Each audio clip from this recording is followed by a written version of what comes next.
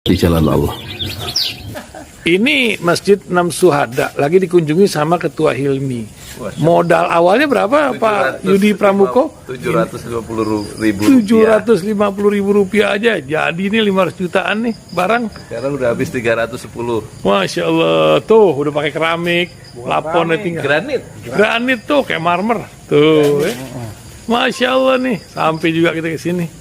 Masjid Enam Syuhada, ngapa namanya Masjid Enam Syuhada, Ya, Pak Yudi? kita mau mendokumentasikan perjuangan dakwah nama anak muda pengawal Habib Rizik Syihab itu. Masya Allah. Yang dibunuh sama orang jahat di kilometer 50. Kilometer 50 ya. Itu kan simbol memperjuangkan dakwah itu kita harus memberikan segalanya untuk Islam kan ya, untuk Masya dakwah Islam. Allah. Dan nama anak muda itulah yang sudah memberikan segalanya untuk Islam. Masya Allah. Apa nanti nama pemuda itu ada juga di sini mungkin diterapkan? Mungkin namanya Enam Syuhada. Enam Syuhada itu, Iya, Enam Syuhada dipasang di sini, Enam Syuhada. Bipali, apa yang dikomentarin dari ini semua, Bipali? Masya Allah, luar biasa. Dari uang 700.000, kalau pengen ternyata bisa. Bisa. Allah kirim. Tuh, bisa. Ya, dengan Masya. masuk satu gang kecil, tapi Bapak ini luar biasa. Kecil tuh. Oh, Masya Allah ya. Satu call aja. Masya Allah. Perjuangan Pak Yudi Pramuko, YouTuber sejagat paling tua. Tertua di semesta. Tertua di semesta. Masya Allah. Tukang donat. Tukang donat. Tukang donat dari Paru. Ini saya laporkan dari lapangan ini, langsung dari Masjid Enam Syuhada. Masya Allah. Dan ini dia. Dalam lihat ah. Tuh lihat tuh masjidnya, tuh imamnya di situ tuh. Malam-malam lagi kita, Masya Allah, masih kurang nih. Atapnya katanya transfer aja dari rekeningnya di bawah terlihat.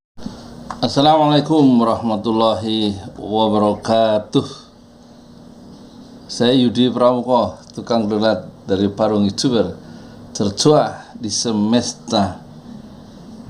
Semoga sehat semua penonton pesan jurnal nih. Ini satu percobaan lagi mereaksi Rocky Gerung, tapi digabung dengan mereaksi sebuah lagu dari John Lennon. Kita mulai.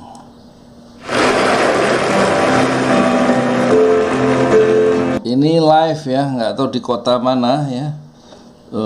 Ininya Domenico Pota yang nonton 10 tahun yang lalu, 1 juta viewers ya.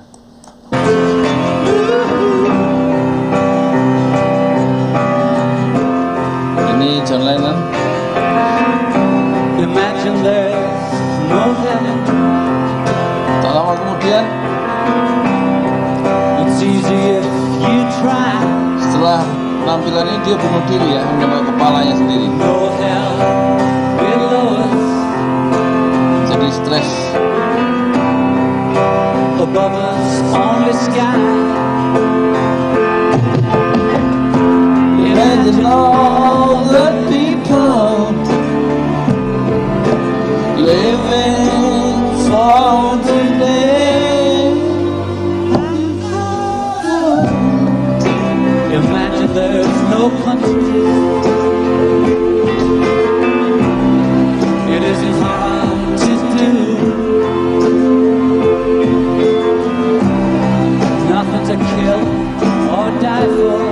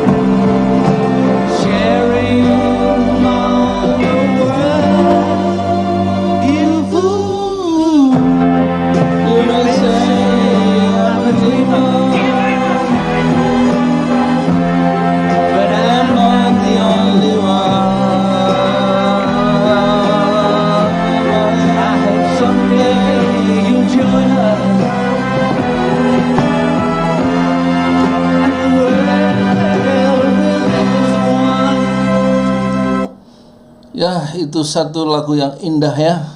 Sekarang kita lihat Rocky Gerung, pertaruhan reputasi tak ada pilihan lagi bagi Mahfud MD, bongkar TPPU 300 triliun di Kemenq. Orang sudah berkarya, kita masih ngurusin korupsi, tindak pidana pencucian uang. Ini yang paling pusing tentu ini ya, pakar pakar pidana tindak pidana pencucian uang ya, Ibu Yanti Garnasih ya, satu-satunya ahli tentang TPPU. Kok nggak ada suaranya sob Ibu Yanti itu? Kita lihat ya.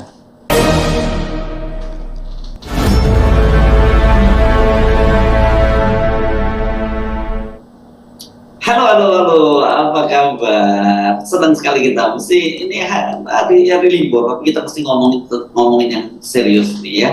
Bung Rocky nggak percuma Anda kemarin menyatakan membentuk teman-teman Mahfud MD. Memang Pak Mahfud layak untuk dijadikan diberi teman-teman yang mendukung Pak Mahfud terus bongkar-bongkar kasus 300 triliun di Kementerian Keuangan. Saya percaya ada bagian yang tidak mungkin dibatalkan pada Mahfud, yaitu keinginan untuk membersihkan ini. Kalau itu dia konsisten, bahwa dia ikut di dalam politik Jokowi hari ini, kemarin dia jadi ketua tim pemenangan Prabowo, tetapi dari semua aspek yang diperlihatkan oleh Pak Mahfud, satu aspek yang menetap yaitu dia dekat dengan masyarakat sipil. Jadi Mahfud bisa membaca keinginan masyarakat sipil. Keinginan masyarakat sipil adalah Rocky masih percaya ya tentang tentang niat baik siapa itu Mahfud MD, bahwa Mahfud masih ada bagian dalam dirinya meskipun dia sudah masuk dalam skrup kekuasaan Jokowi dan pernah menjadi tim pemenangan kampanye pada Prabowo periode pertama dan kalah periode pertama. Prabowo yang didukung oleh Mahfud, dan kemudian Mahfud masuk ke dalam skrup kekuasaan Jokowi, dan Rocky Gerung masih percaya bahwa Mahfud masih dekat dengan masyarakat sipil, meskipun kita tahu Mahfud gagal sebagai wakil presiden karena disalib oleh Ma'ruf Amin ya, dan dia tidak bisa berbuat apa-apa kecuali dia memendam kekecewaan ambisinya untuk menjadi wakil presiden. Itu hanya patah dalam beberapa jam saja. Membentuk semacam penelitian terhadap apa yang dia ucapkan seminggu lalu tentang 300 triliun itu. Jadi saya tetap mendorong supaya teman-teman masyarakat sipil percayalah bahwa Mahfud itu kalau dia bicara dalam soal ini, dia nggak mungkin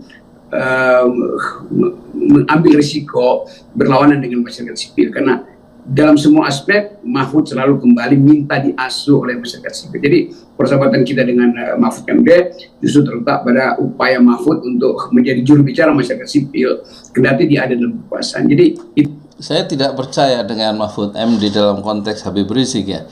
Dia tidak mencintai atau tidak menjadi bagian dari masyarakat sipil, karena waktu Habib Rizik itu diisolasi oleh pemerintah selama 3 tahun 7 bulan, masyarakat Mahfud MD bungkam dan tidak bersuara apa-apa. Bahkan ketika 6 dari pengawal Habib Rizik itu dibunuh ya oleh anggota kepolisian dari Metro Jaya, dan itu bagian dari kekuasaan, Mahfud sebagai wakil pemerintah tidak mengucapkan apa-apa dan tidak memperlakukan atau menyikapi perbuatan membunuh 6 orang itu dan mengirimkan mereka dengan 19 peluru 6 anak muda itu, dan disiksa sebelumnya, bekas-bekas siksaannya sebagaimana tampak dalam hasil visum et repertum. Mahfud tidak memberikan kecaman terhadap masyarakat sipil yang sedang terluka. Sementara ibunya waktu dikepung rumahnya oleh pengikut Habib Rizik tanggal 4 Desember di Madura tahun 2020, Mahfud segera memberikan reaksi bahwa pengepungan terhadap rumah ibunya itu adalah perbuatan yang biadab, tetapi pembunuhan terhadap 6 anak muda dan sampai mati mereka 3 hari kemudian tanggal 7 Desember 2022 pemerintah dalam hal ini Menko Polhukam Mahfud MD tidak menilai perbuatan mencabut 6 nyawa itu sebagai perbuatan biadab, satu perlakuan yang ditolak atau tidak bisa diterima oleh masyarakat sipil, satu perbuatan cacat moral, cacat integritas dari Mahfud MD. Itu nilai plus dari brother Mahfud MD. Ya, walaupun saya baca di beberapa komentar di media, lanjutkan Pak Cawapres, buat kita nggak terlalu penting ya, bahwa gitu ya, semacam itu. Selama dia menunjukkan itu ya why not gitu ya, Bung Rocky ya. Iya, itu juga nggak ada soal. Bahkan jadi capres pun saya dorong Mahfud itu karena jelas dia punya hak konstitusional, dia punya reputasi, dia bersih dari isu-isu money politics, dan itu yang membuat kita, walaupun sesekali saya berseberangan dengan Pak Mahfud atau saya bahkan meledek dia, tapi dia tahu ledekan saya itu bukan ledekan permusuhan. Dia tahu kebersihan komunikasi politik itu memang harus seringkali dibungkus dengan cara-cara yang sifatnya satir. Tapi sekali lagi Pak Mahfud punya kemampuan untuk ya jadi sapu pertama untuk membersihkan kotoran yang ada di pemerintahan hari ini, khususnya di Departemen Keuangan. Yes, jadi Pak Mahfud sudah menyatakan siap ya kalau dipanggil oleh DPR dan nanti akan sampaikan data-data yang otentik soal ini. Saya kira ini, jadi kalau kemarin banyak yang lemas, sekarang jangan lemas lagi, kita harus tetap semangat mensupport bagi Pak Mahfud MD siap buka-bukaan soal 300 triliun di DPR, titik 2, saya tidak bercanda. Iya, tidak bercanda, tetapi persoalannya apakah kasus 300 triliun di Kemenkeu itu bisa dibuka di ujung kekuasaan, ya? Apakah semudah yang dibayangkan oleh Pak Mahfud hanya dengan bicara di DPR itu kemudian bisa terbongkar? Apakah DPR juga punya niat yang baik untuk membongkar skandal 300 triliun, ya? Masalahnya bukan sekedar bicara di DPR. Ini ada strong willing tidak, kemauan yang kuat tidak untuk membersihkan Kemenkeu. Tidak cukup hanya bicara di DPR, di DPR-nya kemudian menindaklanjuti tidak. Kasus 7,6 triliun yang melibatkan Sri Mulyani waktu itu 7,6 triliun saja itu tidak tuntas di DPR, ya. Sekarang 300 triliun skandalnya, dan di situ masih ada Sri Mulyani. Tampaknya Rocky Gerung kehilangan perspektif saat memberikan harapan yang terlalu besar kepada kawannya, yaitu Mahfud MD. Mahfud untuk bersih-bersih ya. Ini fungsi Mahfud hari ini adalah jadi game changer. Di tengah-tengah kelesuan harapan orang untuk membersihkan Indonesia dari kotoran korupsi, Mahfud mengambil resiko. Kan dia tahu dia ada di dalam pemerintahan. Dan setiap saat Mahfud bisa ditekan oleh oligarki atau ditekan oleh partai politik yang kira-kira terlibat juga di dalam pencucian uang 360 triliun ini. Jadi skandal besar tuh yang nggak mungkin sekedar diabaikan atau nggak mungkin sekedar dinyatakan secara terbalik oleh kawan-kawan Sri Mulyani. Oh, alhamdulillah ini kita nggak terlibat di situ. Nah, itu terlalu dangkal reaksi seperti itu. Jadi saya ambil satu kesimpulan awal bahwa ini adalah korupsi, dan korupsi itu harus diteruskan ke meja pemeriksaan kepolisian atau kejaksaan. Nah, Pak Rifai PPATK memang menyodorkan data, tetapi begitu data disodorkan tentu dilanjutkan dengan keinginan supaya data itu dijadikan alat untuk pembuktian atau penelitian lebih lanjut, kan. Dan itu fungsi dari data PPATK. Ya, PPATK tentu bukan penyidik atau bukan penyelidik, tetapi data itu sendiri yang skalanya itu magnitudenya demikian besar, 360 triliun, melibatkan hampir 500 orang pejabat di Departemen Keuangan, itu artinya data itu potensial untuk dibaca sebagai data kriminal, dan itu harusnya bereaksi lebih awal jaksa atau KPK atau polisi supaya langsung anggap ini sebagai laporan atau sebut aja kecurigaan yang membutuhkan penelitian. Ya, memang melibatkan 460 katanya begitu oknum atau tokoh-tokoh atau orang-orang di sekitar Kemenkeu, di dalam Kemenkeu. Tapi persoalannya siapa yang ngambil inisiatif itu untuk menindaklanjuti kalau memang data yang disodorkan oleh Ivan Yustiavandana sebagai kepala PPATK, Pusat Pelaporan dan Analisis Transaksi Keuangan, itu adalah data kriminal sebagaimana bahasa dari Rocky Gerung barusan. Apakah tiba-tiba kejaksaan berani ngambil alih kasus ini, atau KPK atau kepolisian sedang mengalami demoralisasi. Kejaksaan juga banyak kasus-kasus yang membuat orang ragu dengan kejaksaan. Kasus misalnya terbakarnya gedung kejaksaan di zaman Freddy Sambo, itu siapa yang membakar dan bagaimana itu bisa terjadi belum terungkap. Sementara Firly Bahuri, ketua KPK, itu juga satu tokoh yang sangat kontroversial. Mungkinkah dia berani menggoyang atau mengambil alih skandal 300 triliun? Tampaknya kemungkinan itu, meskipun Mahfud bicara tidak bercanda di DPR nantinya, tampaknya semua sedang mengalami demoralisasi di ujung kekuasaan rejim ini. Tampaknya kasus skandal ini hanyalah seperti fata morgana, ya. Dia menjadi uap seperti fata morgana. Begitu didatangi, ternyata tidak ada. Lebih lanjut melalui aparat penegak hukum. Ya. Sejak awal kelihatannya memang Pak Mahfud itu tentu saja dia tidak mau frontal dengan Ibu Sri Mulyani sebagai sesama kolega ya di kabinet gitu. Dan Pak Mahfud kemudian bermain-main dengan diksi, oh ini bukan korupsi tapi tidak pidana pencucian uang dan tidak pidana pencucian uang lebih besar dari korupsi, kan begitu ya. Dan ini kemarin setelah saya periksa lagi, Pak Mahfud benar ketika menyatakan bahwa Pak Mahfud dan juga Kepala PPATK Pak Ivan Yustiasus, Pak Yus, saya sulit menyebutnya Pak Ivan lah gitu katakanlah ya. Ivan. Namanya agak sulit ini memang ya. Dan dia tidak sejengkal pun mundur dari semula bicara tentang soal ada tindak pidana pencucian uang, karena rupanya yang menyimpulkan bahwa kalimat itu yang diberikan judul oleh media bahwa itu bukan korupsi atau tidak pidana pencucian uang itu bukan datangnya dari Pak Ivan, Kepala PPATK, tapi datangnya tadi yang saya sebut dari Irjen Kementerian Keuangan dan kemudian diamplifikasi oleh juru bicara Kementerian Keuangan Pak Justinus Prastowo. Nah, kelihatan sekali memang mereka sangat defensif ya di Kementerian Keuangan. Defensif. Iya, itu apa istilahnya itu, terlalu bergembira, padahal itu bukan formal statement, bukan official statement dari PPATK. Karena kalau kita mau dengar official statement, mestinya kepada PPATK.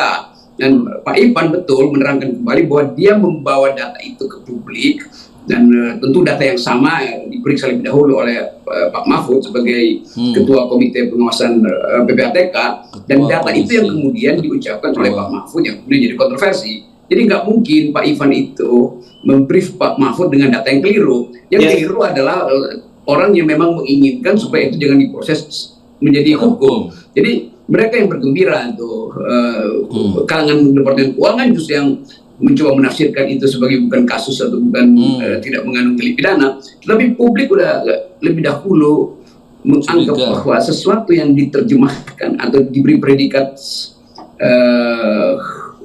dicurigai, transaksi yang dicurigai, itu artinya ya tidak lain adalah mencurigai itu sebagai entah itu korupsi, entah itu money laundering. Kan logika hukumnya begitu tuh. Dan dalam masyarakat yang beradab, semua transaksi yang magnitudenya sebesar itu pasti di dalamnya harus dianggap ada ketidakberasan. Iya, meskipun magnitudenya sebesar itu sampai 300 triliun, tapi persoalan sebesar itu tidak mungkin akan selesai ya, di tangan seorang Mahfud sendirian, meskipun Mahfud itu didorong-dorong oleh Rocky Gerung. Itu persoalannya kan, keinginan atau lemahnya keinginan dari DPR yang sebentar lagi berakhir masa jabatannya, dan mereka sedang sibuk sekarang mendaftar kembali menjadi calon legislatif ya. Kemudian tentang KPK itu, Firly Bahuri apakah masih punya keinginan untuk memproses kasus sebesar ini di ujung kekuasaannya, dan mereka juga masih dalam sorotan masyarakat ya tentang kredibilitas Firly Bahuri yang selalu membidik Anies Baswedan kemarin itu.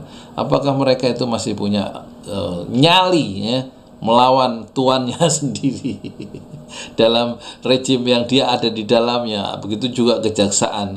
Siapa orang tokoh yang besar di kejaksaan yang berani membongkar skandal 300 triliun di saat kejaksaan sendiri ya tidak bersih, sebagaimana kita lihat kasus Pinangki dan lain-lain ya. Jadi harapan dan mendorong Mahfud untuk menginisiasi atau menjadi pahlawan dalam kasus 300 triliun ini, tampaknya harapan itu akan sia-sia. Ya. Dan ini saya kira dalam posisi kalau kita menyimak pernyataan Pak Mahfud MD itu dan juga tentu saja ini pasti satu paket ya Pak Mahfud dan Pak Ivan ini sudah sampai pada satu titik point of no return ya. Jadi nggak mungkin lagi mereka mundur. Kalau mereka mundur ya saya kira hancur itu nama baik Pak khususnya Pak Mahfud MD, dan juga yang lebih ngeri kalau PPATK adalah lembaga. Ya kalau tidak ada titik lagi untuk kembali ya mungkin tidak, tapi Mahfud juga tidak mungkin melangkah ya dengan cara yang seperti Gagah Perwira gitu, karena musuh-musuh atau perlawanan ya secara sistemik itu akan dimunculkan dan akan membenamkan Pak Mahfud sendiri, sehingga Pak Mahfud manuver-manuvernya juga mungkin ya tidak leluasa sebagaimana yang diinginkan oleh kaum civil society, termasuk yang diinginkan oleh FNN, yang diinginkan oleh Hersu Beno Arif, dan yang diinginkan oleh Rocky Gerung. Kayaknya ini memang cocok untuk diperbincangkan, tapi pada faktanya nanti semuanya itu akan menguap seiring dengan menguapnya ujung kekuasaan Jokowi yang harus menguap di akhir 2 periode. PPATK sebagai lembaga. Iya, lembaga PPATK kan jadi oversight committee untuk memantau, dari awal dimaksudkan untuk memantau potensi korupsi itu atau potensi money laundering. Jadi fungsi utama PPATK adalah mendahului kecurigaan kepolisian atau jaksa. Dia justru membuka jalan untuk memeriksa soal-soal yang dideteksi ada money laundering di situ. Jadi memang PPATK kalau dia mengucapkan sesuatu, kasus yang disodorkan oleh PPATK untuk kasus Ahok itu tidak bisa berjalan pada tingkat hanya sekian miliar ya. Itu faktanya. Kasus Ahok yang didukung oleh kekuasaan kan tidak bisa berjalan meskipun Anies jadi gubernur saat itu. Tetapi PPATK menyodorkan laporan tentang kasus Ahok, beberapa kasus Ahok, tapi civil society termasuk Mahfud tidak bisa melanjutkan atau mendorong laporan-laporan PPATK tentang Ahok itu berujung di pengadilan. Apalagi ini kasusnya bukan hanya tidak sekedar miliaran, tapi sudah triliunan, 300 triliun. Menurut pengamatan saya, menurut akal saya sederhana, pengamatan saya sebagai tukang donat, itu cuman enak dibicarakan antara Hersu Beno Arif dengan Rocky Gerung, tapi faktanya kita harus cukup ya bersabar untuk melihat skandal 300 triliun itu menguap di ujung senja. Publik pasti dalam konteks money laundering atau uang haram hasil korupsi kan. Jadi nggak mungkin PPATK itu kirim surat pada Sri Mulyani lalu hanya sekedar laporan demi apa tuh? Apalagi diberi semacam klausul bahwa ini laporan yang kami duga ada transaksi-transaksi yang mencurigakan. Kan itu fungsi yang disebut fungsi awal penelitian. Oke, kita kembali saja ke John Lennon.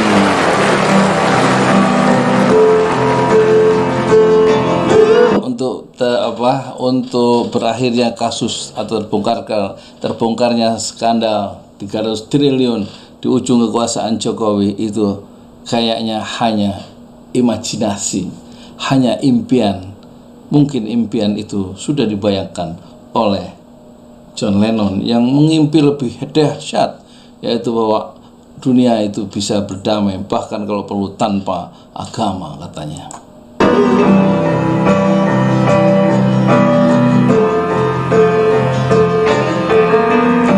Imagine there's no heaven. It's easy if you try. No hell below us. Above us only sky.